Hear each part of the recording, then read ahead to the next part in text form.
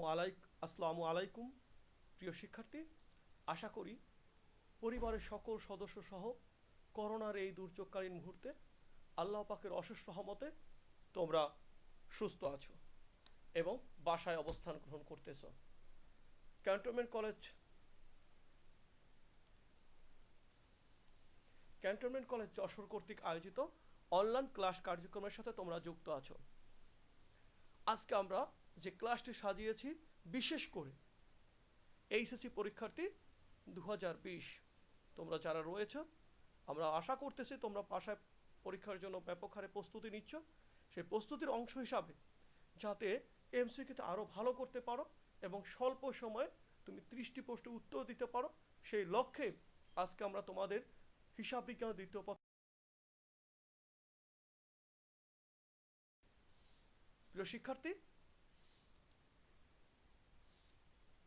মহান আল্লাহর নামে শুরু করছি। আমরা এই অধ্যায়ে, যেহেতু তোমরা জানো যে অবশ্যই প্রতি বছর বিশ্ববিদ্যালয়ে ভর্তি পরীক্ষা এখান থেকে প্রশ্ন থাকে, আর সেই কারণেই এই অধ্যায়ের প্রতি আমরা গুরুত্ব দিয়েছি।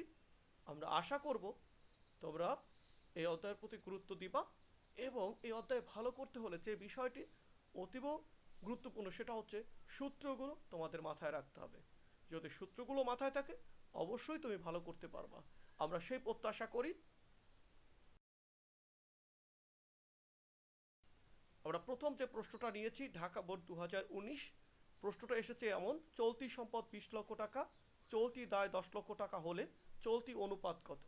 প্রিয় শিক্ষার্থী, আমরা জানি চলতি অনুপাত ইকুয়াল হচ্ছে চলতি সম্পদ ভাগ চলতি দায়। আমরা মান বসালে উত্তর পেয়ে যাচ্ছি 2:1। তার মানে এখানে উত্তর হচ্ছে ক নাম্বার 2:1। তারল্য সম্পত্তি হলো, রাজশাহী বোর্ড 2019 এসেছে নগদ তহবিল। তারল্য সম্পদ বলতে যেটা অতি দ্রুত আমরা নগদে রূপান্তর করতে পারি।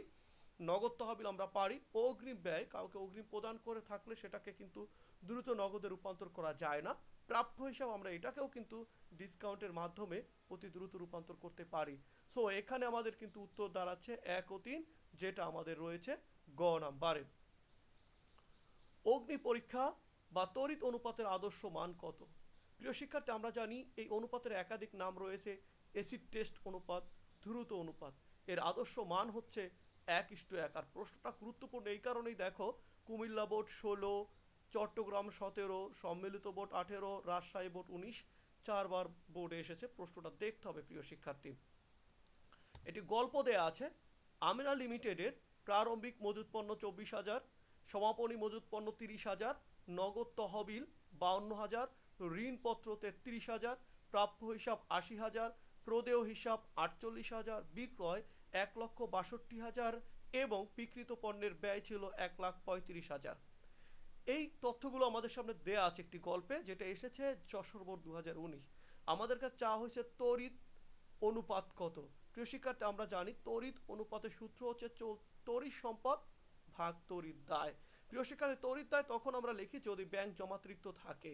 প্রিয় আমাদের এখানে আমাদের ব্যাংক জমাতিরিক্ত নেই, সো আমরা লিখতে পারি চলতি দায়। আর তড়িৎ সম্পদ ইকুয়াল আমরা জানি চলতি সম্পদ মাইনাস সমাপনী মজুত মাইনাস অগ্রিম ব্যয় সমূহ। এখানে আমরা সরাসরি লিখেছি চলতি সম্পদ মাইনাস সমাপনী মজুত। প্রিয় শিক্ষার্থী, চলতি সম্পদ আমাদের কি কি রয়েছে একটু দেখি। সমাপনী মজুত 30,000, নগদ তহবিল 52,000 এবং প্রাপ্য হিসাব 80,000। সেখান থেকে আমরা বাদ দিয়েছি সমাপনী মজুত 30,000 টাকা। আর চলতি দায়ের মধ্যে আমাদের শুধু প্রদেয় হিসাব 48,000, মান বসালে আমরা পেয়ে যাচ্ছি 2.75:1, যেটা আমাদের গ নাম্বার উত্তরে রয়েছে 2.75:1। আশা করি তোমরা বুঝতে পেরেছো।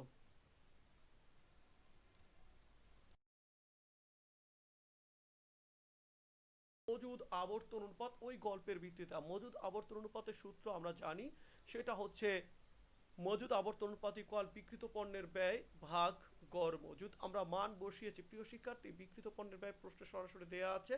গড় মজুদের সূত্রটা আমাদের জানতে হবে প্রারম্ভিক মজুদ প্লাস সমাপনী মজুদ ভাগ 2। মান বসালে আমরা পেয়ে যাচ্ছি 27,000। উপরের সূত্রে মান বসালে পেয়ে যাচ্ছি 5 বার, যেটা আমাদের খ নাম্বারে রয়েছে। প্রিয় শিক্ষার্থী, আশা করি সূত্রগুলো তোমরা ভালো করে আয়ত্ত করবা। নাম্বার 6, চলতি সম্পদ 2,16,000 টাকা এবং চলতি অনুপাত 3:1 চলতি দায় কত?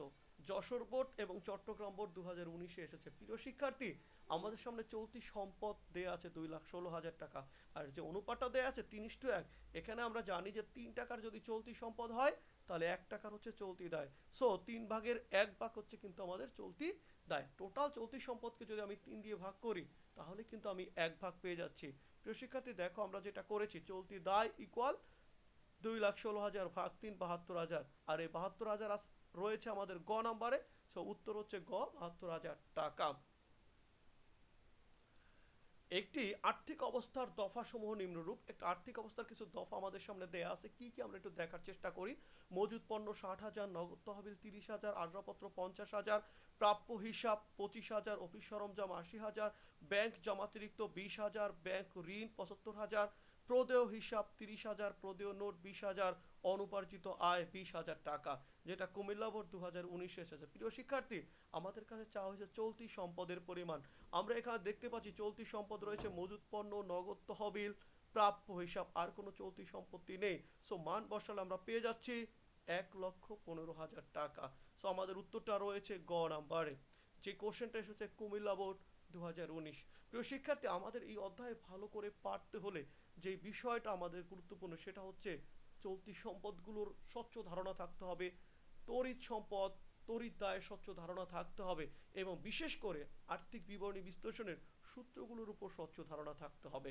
এই বিষয়গুলো স্বচ্ছ ধারণা থাকলেই আমি এমসিকিউ এবং সিকিউতে এখানে ভালো করতে পারবো। একটি কথা আছে, কাগজ কালি মন লিখে 3 জন।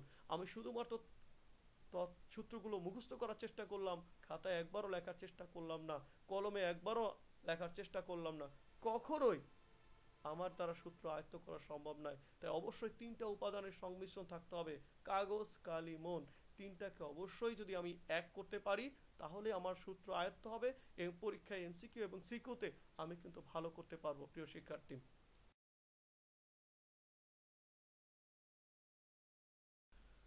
চলতি মূলধনের পরিমাণ কত হবে? প্রিয় শিক্ষার্থী, আমরা জানি চলতি মূলধনের সূত্র হচ্ছে চলতি সম্পদ মাইনাস চলতি দায়। এখানে চলতি সম্পদ যেহেতু আমরা পূর্বের 7 নম্বর কোশ্চেন আমরা করেছি, সো চলতি সম্পদ লিখেছি। চলতি দায়গুলো আমাদের রয়েছে ব্যাংক জমাতিরিক্ত, প্রদেয় হিসাব, প্রদেয় নোট, অনুপার্জিত আয়। প্রিয় শিক্ষার্থী, এই প্রদেয় নোটকে আমরা সবসময় চলতি দায় ধরবো। যদি এর আগে পার্সেন্ট দেওয়া থাকে সেই ক্ষেত্রে আমরা দীর্ঘমেয়াদী দায় বিবেচনা করতে পারি। আমরা মান বসালে পেয়ে যাচ্ছি 25,000, যেটা আমাদের রয়েছে ঘ নাম্বারে। সো উত্তর হচ্ছে 25,000 টাকা। 9 নম্বরে চেয়েছে অনুপাত বিশ্লেষণ ব্যবহার করা হয়। অনুপাত বিশ্লেষণ ব্যবহার করা হয় প্রিয় শিক্ষার্থী ব্যবসায়ের আর্থিক অবস্থা যাচাইয়ের জন্য, এইটা ঠিক না। ব্যবস্থাপনার দক্ষতা অদক্ষতা জাত পরিমাপের জন্য, এটা ঠিক আছে। এবং 3 নম্বরে বলেছে ব্যবসায়ের তারল্যতা পরিমাপের জন্য, এটাও ঠিক আছে। সো উত্তর হচ্ছে 2 এবং 3। কুমিল্লা বোর্ড 19 প্রশ্ন এসেছে, কোনটি তারল অনুপাত? আমরা প্রিয় শিক্ষার্থী বলেছি যে তারল অনুপাতের একাধিক নাম রয়েছে, তড়িৎ অনুপাত, দ্রুত অনুপাত, অ্যাসিড টেস্ট অনুপাত, অগ্নি পরীক্ষা অনুপাত। সো এখানে অগ্নি পরীক্ষা অনুপাতটাই হচ্ছে আমাদের তারল্য অনুপাত। বিক্রিত পণ্যের ব্যয়কে গড় মজুদ দিয়ে ভাগ করলে কি নির্ণীত হয়? প্রিয় শিক্ষার্থী, আমরা পূর্বে একটা কোশ্চেনে কিন্তু মজুদ আবর্তন অনুপাত দেখেছিলাম, যেখানে সূত্র ছিল মজুদ আবর্তন অনুপাত ইকুয়াল টু বিক্রিত পণ্যের ব্যয় ভাগ গড় মজুদ। সো এটা মজুদ আবর্তন অনুপাত, যেটা ক নাম্বারে রয়েছে। কোম্পানি ঋণপত্র কুমিল্লা বোর্ড 2019 এসেছে, পূর্বের কোশ্চেনটাও কুমিল্লা বোর্ড 2019। যে কোম্পানি ঋণপত্রটা কি চলতি দায়, কোনো স্বল্পমেয়াদী দায় না, বহির্দায়। অবশ্যই তৃতীয় পক্ষ আমাদের কাছে পায়, এটা উত্তর কাছাকাছি। আন্তদায় না, এটা মালিকের না। সুতরাং আমাদের উত্তর হচ্ছে গ নাম্বার, বহির্দায়। উপার্জন ক্ষমতা অনুপাত কোনটি? উপার্জন ক্ষমতা অনুপাত প্রিয় শিক্ষার্থী, এখানে আমরা দেখতে পাচ্ছি চলতি অনুপাত না, তারল্য অনুপাতও না, নিট লাভ অনুপাত আমাদের উপার্জন ক্ষমতা অনুপাত। উত্তর আমরা গ নাম্বার সঠিক পেয়ে যাচ্ছি। ঘ নাম্বারের দেনাদার আবর্তন না, এটাও ঠিক না। সো উত্তর হচ্ছে গ, নিট লাভ অনুপাত। সিলেট বোর্ড 2019-এ যে প্রশ্নটা এসেছে, মজুদ আবর্তন অনুপাত কোন ধরনের অনুপাত?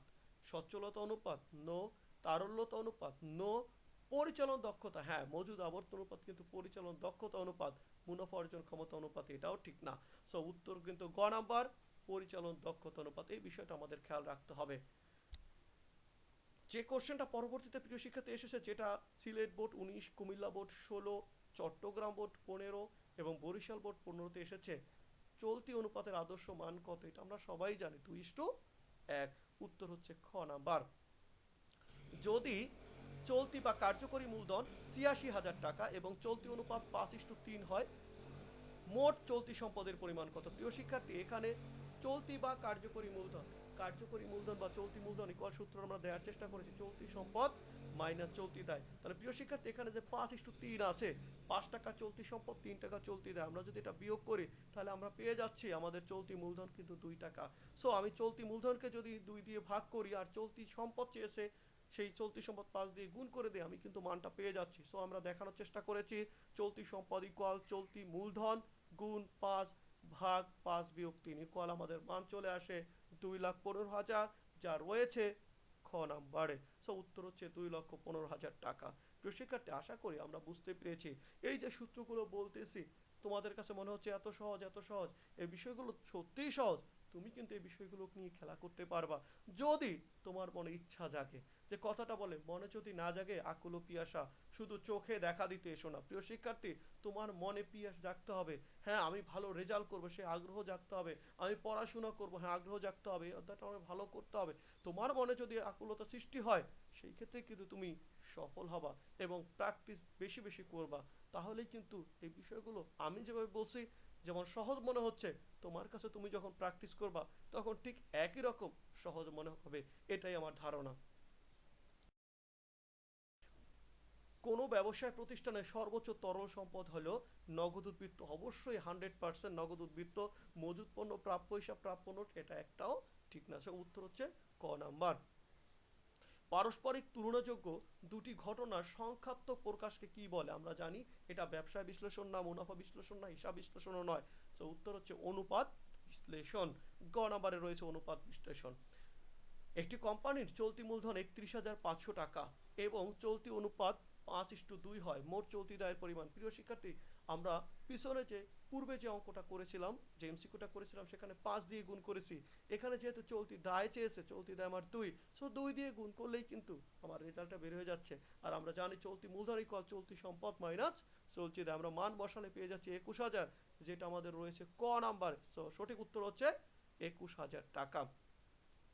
দিনাজপুর বোর্ড 2019-এ যে প্রশ্নটা এসেছে, স্থির খরচযুক্ত তহবিল হলো দীর্ঘমেয়াদী ঋণপত্র। অবশ্যই দীর্ঘমেয়াদী ঋণপত্রের নির্দিষ্ট হারে প্রতি বছর সুদ প্রদান করতে হয়। প্রদেয় হিসাবের জন্য স্থির কোনো খরচ নেই। অগ্রাধিকার শেয়ার প্রতি বছর নির্দিষ্ট হারে লভ্যাংশ প্রদান করতে হয়। সো এখানে 1 ও 3 সঠিক, যেটা রয়েছে আমাদের গ নাম্বারে 1 ও 3 হবে প্রকৃত উত্তর। দিনাজপুর বোর্ড 19-এ আরেকটি প্রশ্ন এসেছে, মুনাফা অর্জন ক্ষমতা অনুপাত হলো মোট লাভ অনুপাত। অবশ্যই মুনাফা অর্জন ক্ষমতা। বিনিয়োজিত মূলধন আবর্তন, অবশ্যই এটাও মুনাফা অর্জন ক্ষমতা। প্রাপ্য হিসাব আবর্তন, নো, এটা আমাদের মুনাফা অর্জন ক্ষমতা নয়। সো উত্তরটা হচ্ছে 1 ও 2, আমাদের যেটা রয়েছে ক নাম্বারে 1 ও 2, সেই উত্তরটা আমরা গ্রহণ করতে পারি। প্রিয় শিক্ষার্থী,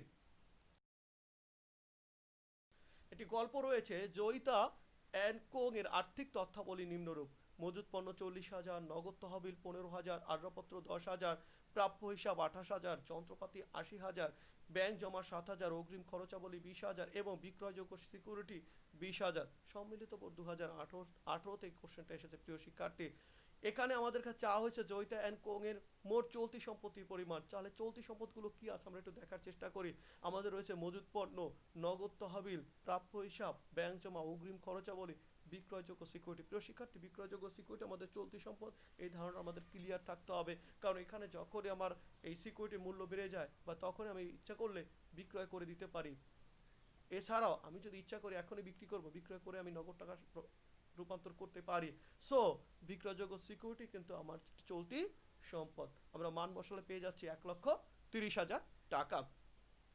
প্রিয় শিক্ষার্থী, 23 নম্বর, যদি তাদের চলতি অনুপাত 2.5:1 হয় তবে মোট চলতি দায়ের পরিমাণ কত? প্রিয় শিক্ষার্থী, যেহেতু আমরা চলতি সম্পদ পেয়েছি 1,30,000 আর এখানে চলতি সম্পদ 2.5, সেটা দিয়ে ভাগ করলেই কিন্তু আমি 1 ভাগ চলতি দায় পেয়ে যাচ্ছি, যেটা আমরা করেছি। মান বসিয়ে পাচ্ছি 52,000, যেটা আমাদের গ নাম্বারে রয়েছে। প্রিয় শিক্ষার্থী, এই বিষয়টাই মাথায় রাখতে হবে যে একটা অনুপাত যেটা দেয়া থাকে আর তার মান যেটা বের হয়, সেই মানকে যদি ওই অনুপাত দিয়ে ভাগ করি তাহলে কিন্তু 1 ভাগ বের হয়ে যায়। যদি এখানে 2 দেয়া থাকতো তাহলে আমাকে 2 দিয়ে গুণ করতে হতো। প্রিয় শিক্ষার্থী,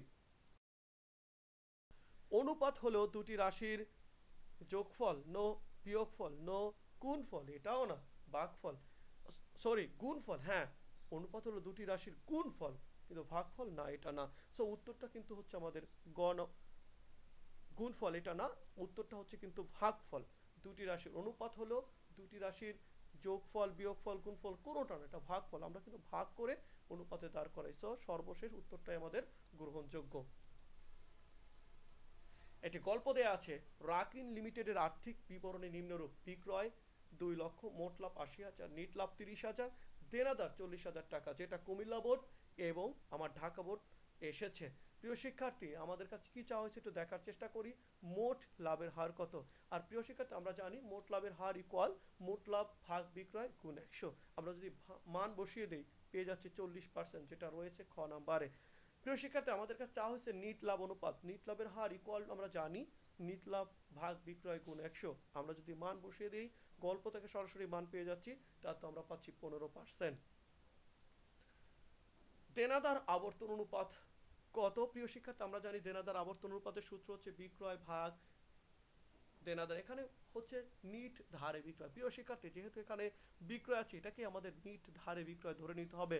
আমরা যদি মান বসিয়ে দিই তাহলে পাচ্ছি 5 বার। প্রিয় শিক্ষার্থী, যে নিট ধারে বিক্রয় যদি না থাকে সেই ক্ষেত্রে বিক্রয়টাই ধরে নিতে হয়, এটাই স্বাভাবিক বিষয়। আর আমাদের এখানে গড় দেনাদার ছিল, যেহেতু শুধু দেনাদার আছে, এটাকে আমরা গড় দেনাদার ধরে নিব। দীর্ঘমেয়াদী দায় ও মালিকানা তহবিলের সমষ্টি হলো। প্রিয় শিক্ষার্থী, দীর্ঘমেয়াদী দায়ের সাথে মালিকানা তহবিল যোগ করলে কি পাই? বিনিয়োজিত মূলধন। এটাই প্রকৃত উত্তর। মূলধন তহবিল, বহির্দায় তহবিল, দীর্ঘমেয়াদী তহবিল একটাও সঠিক নয়। সব উত্তর সঠিক হচ্ছে ক নাম্বার। আমরা আশা করি তোমরা বুঝতে পেরেছো। স্বল্প মেয়াদী দায় পরিশোধের ক্ষমতা নির্ণয়ের অনুপাতকে কি বলে? প্রিয় শিক্ষার্থী, তড়িৎ অনুপাত না, চলতি অনুপাত। অবশ্যই এটা চলতি অনুপাত। দায় মালিকানা ও দায় সম্পদ অনুপাত, এটা সঠিক উত্তর নয়। সো আমরা সঠিক উত্তর পেয়ে যাচ্ছি খ নাম্বার, চলতি অনুপাত। কার্যকরী মূলধন নির্ণয় প্রয়োজন। প্রিয় শিক্ষার্থী, কার্যকরী মূলধন নির্ণয় প্রয়োজন চলতি সম্পদ, চলতি দায়। কারণ আমরা জানি চলতি সম্পদ থেকে চলতি দায় বাদ দিলে কার্যকরী মূলধন পেয়ে যায়। সুতরাং এই চলতি মূলধন ক নাম্বারটা সঠিক, 1 নাম্বার সঠিক নয়। চলতি দায়, চলতি সম্পদ 2 ও 3 এটা সঠিক। উত্তর হচ্ছে খ নাম্বার। বিলম্বিত বিজ্ঞাপন কোন ধরনের সম্পদ? এটা চলতি সম্পদ না, স্থায়ী সম্পদ না, কাল্পনিক বা ভুয়া সম্পদ। অবশ্যই ঘ নাম্বার উত্তরটাই সঠিক। গ নাম্বার অস্পষ্ট, যেহেতু কাছাকাছি হচ্ছে কাল্পনিক সম্পদ, সো আমরা কাল্পনিক সম্পদটাই প্রকৃত উত্তর হিসাবে দেখিয়ে দিব। নাম্বার 32 নাম্বার আমার কাছে চেয়েছে কোনটি চলতি দায়। প্রিয় শিক্ষার্থী, অগ্রিম আয়, আমরা জানি অনুপার্জিত আয়, এটা আমাদের চলতি দায়। অগ্রিম খরচ, মূলধন বন্ধ করিনি, এটা কখনোই চলতি দায় হতে পারে না। সো আমাদের প্রকৃত উত্তর হচ্ছে ক নাম্বার, অগ্রিম আয়। নিচের কোনটি সচ্ছলতা অনুপাত? নিচের কোনটি সচ্ছলতা অনুপাত? চলতি অনুপাত নো, মোট লাভ অনুপাত না, দায় মালিকানা অনুপাত। প্রিয় শিক্ষার্থী, দায় মালিকানা অনুপাতটা কিন্তু আমার প্রতিষ্ঠানের সচ্ছলতা প্রকাশ করে, পরিচালনা অনুপাত কিন্তু সচ্ছলতা প্রকাশ করে না। সো উত্তর হচ্ছে গ নাম্বার, দায় মালিকানা অনুপাত। প্রিয় শিক্ষার্থী, একটি গল্প দেয়া আছে, রহমান ট্রেডার্সের নগদ তহবিল 10,000 টাকা, প্রাপ্য হিসাব 30,000, প্রদেয় হিসাব 20,000, অগ্রিম খরচ 5,000, বকেয়া খরচ 2,500, প্রাপ্য আয় 4,000, প্রদেয় নোট 10,000, প্রাপ্য নোট 5,000, মজুদ পণ্য 15,000 টাকা। যশোর বোর্ড 2017-তে এসেছে, আমাদের কাছে চাওয়া হয়েছে চলতি অনুপাত কত। প্রিয় শিক্ষার্থী, আমরা জানি চলতি অনুপাতের সূত্র চলতি সম্পদ ভাগ চলতি দায়। আমরা চলতি সম্পদগুলো সব লিখেছি, নগদ তহবিল, প্রাপ্য হিসাব, অগ্রিম প্রদত্ত খরচ, প্রাপ্য আয়, প্রাপ্য নোট, মজুদ পণ্য। চলতি দায় রয়েছে প্রদেয় হিসাব, বকেয়া খরচ, প্রদেয় নোট। আমরা মান বসালে রেজাল্ট পেয়ে যাচ্ছি 2.12:1, যেটা রয়েছে ক নাম্বারে। আশা করি প্রিয় শিক্ষার্থী তোমরা বুঝতে পেরেছো। চলতি মূলধন কত? প্রিয় শিক্ষার্থী, চলতি মূলধনের সূত্র তো আমরা পূর্বে অনেকবারই আলোচনা করেছি। চলতি সম্পদ বিয়োগ চলতি দায়। আমরা যদি মান বসিয়ে দিই, ওখানে চলতি সম্পদ থেকে চলতি দায় বাদ দিলে, যেটা আমরা 34 নম্বরে বের করেছিলাম, তাহলে রেজাল্ট পেয়ে যাচ্ছি 36,500 টাকা, যেটা রয়েছে ক নাম্বারে।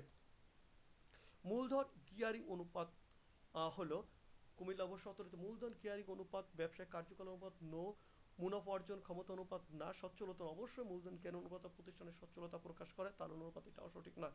গ নাম্বার উত্তরটা কিন্তু আমাদের সঠিক উত্তর। প্রিয় শিক্ষার্থী, আমরা এক বারবার তোমাদের বলি, কি সুন্দর এক গানের পাখি মন নিয়ে সে খেলা করে, কি সুন্দর এক গানের পাখি মন নিয়ে সে খেলা করে। এই যে প্রিয় শিক্ষার্থী, কি সুন্দর এক গানের পাখি মন নিয়ে সে খেলা করে। মন নিয়ে খেলা করতে আমিও পারবো, যদি আমার এই প্রশ্নগুলো এই অধ্যায়ের বেসিক ধারণাটা আমাদের থাকে। আমি থিওরিটিক্যাল তাত্ত্বিক বিষয় যেখানে আলোচনা করেছি সেখানে তোমরা একটু মনোযোগ সহকারে ভালো করে পড়ার চেষ্টা করবা। সেটা তোমাদের আয়ত্তে থাকলে এমসিকিউ হোক আর সিকিউ হোক কোনো জায়গায় তোমরা আটকাবা না, এবং পরীক্ষায় খুব দ্রুত সময় এই অধ্যায়ের এমসিকিউ অথবা সিকিউর উত্তর তুমি করে আসতে পারবা বলে আমাদের বিশ্বাস। সো প্রিয় শিক্ষার্থী, তাত্ত্বিক বিষয়গুলো তোমাকে দেখতে হবে। আরেকটা গান মনে পড়ে গেল, আমি তোমায় চাই রে বন্ধু, তুমি যাও সারিয়া। এই যে, আমি তোমায় চাই রে বন্ধু, তুমি যাও সারিয়া। আমি তোমাকে চাই, তুমি তো, সে তো সেরেই চলে যাবে। যদি তুমি চাওয়ার মতো না চাও, তাহলে অবশ্যই কোনো কিছু পেতে হলে চাওয়ার মতো যেতে হবে, মন দিয়ে চাইতে হবে এবং তার জন্য কাজ করতে হবে। শুধু শুধু মুখে বলবা চাই চাই চাই, রেজাল্ট চাই। তুমি বৃক্ষর, তুমি ডিম খেতে চাচ্ছ, অবশ্য মুরগি ক্রয় করনি বা মুরগি পালনি, কি করে পাবা? অবশ্যই তোমাকে সে প্রচেষ্টাটুকু করতে হবে। কোনটি অলিক সম্পদ? অলিক সম্পদ শেয়ার বাট্টা, এটাই আমাদের অলিক বা ভুয়া সম্পদ। প্যাটেন্ট ট্রেডমার্ক সুনাম, এটা আমাদের ভুয়া সম্পদ নয়। চলতি দায় মেটানোর ক্ষমতা কোন অনুপাতের দ্বারা নির্ণয় করা হয়? প্রিয় শিক্ষার্থী, চলতি দায় মেটানোর ক্ষমতা নির্ণয় করা হয় চলতি মূলধন অনুপাত। নো, চলতি অনুপাত, এটাই প্রকৃত উত্তর। চলতি অনুপাত, তারল্য অনুপাত, দায় মালিক অনুপাত, এটা প্রকৃত উত্তর নয়। নিচের কোনটি আন্তঃদায়? বকেয়া বেতন? নো। পাওনাদার? নো। সঞ্চিত তবে, যেটা মালিক দাবি করতে পারে। আমরা জানি আন্তঃদায় মালতে মালিক যে সকল উপাদানের উপর কারবারের দাবি করতে পারে সেটাকে আমরা বলতে পারি আন্তঃদায়। বন্ধকি ঋণ না, এটাও না। সো আমাদের উত্তর হচ্ছে গ নাম্বার, সঞ্চিত তহবিল। প্রিয় শিক্ষার্থী, আশা করি আজকের আলোচনাটুকু তোমরা বুঝতে পেরেছো। তারপরে কোথাও যদি বুঝতে তোমাদের সমস্যা হয়, অবশ্যই আমার সাথে ফোনে সরাসরি কথা বলো। আমার মেসেঞ্জার বা ইউটিউবে তোমাদের মন্তব্য দিলে আমি তোমাদের প্রশ্ন উত্তর দেওয়ার চেষ্টা করব। সবাই সুস্থ থাকবো, ভালো থাকবো, প্রচুর পরিমাণে প্রোটিনযুক্ত খাবার খাবো এবং লেবু খাবো, পর্যাপ্ত পানি খাবো। প্রিয় শিক্ষার্থী, বিনা প্রয়োজনে আমরা ঘরের বাইরে যাব না। যদি একান্তই যেতে হয়, অবশ্যই মাস্ক ব্যবহার করব। সবাইকে ধন্যবাদ, তোমরা ভালো থাকবা। সবাই সবার জন্য দোয়া করবা এবং বাসায় অলস সময় পার না করে ব্যাপক হারে অনুশীলন এবং প্র্যাকটিস করবা। পরীক্ষার জন্য 100% প্রস্তুতি নেবা। যখনই পরীক্ষার রুটিন হবে, তুমি যেন 100% প্রস্তুতি নিয়ে বলতে পারো, হ্যাঁ, পরীক্ষা যদি আজ কালকে হয়, আমি পরীক্ষা দেওয়ার জন্য প্রস্তুত। আমরা এটাই প্রত্যাশা করি। সবাই সুস্থ থাকো, ভালো থাকো। আল্লাহ হাফেজ। আসসালামু আলাইকুম ওয়া রাহমাতুল্লাহি ওয়া বারাকাতুহু।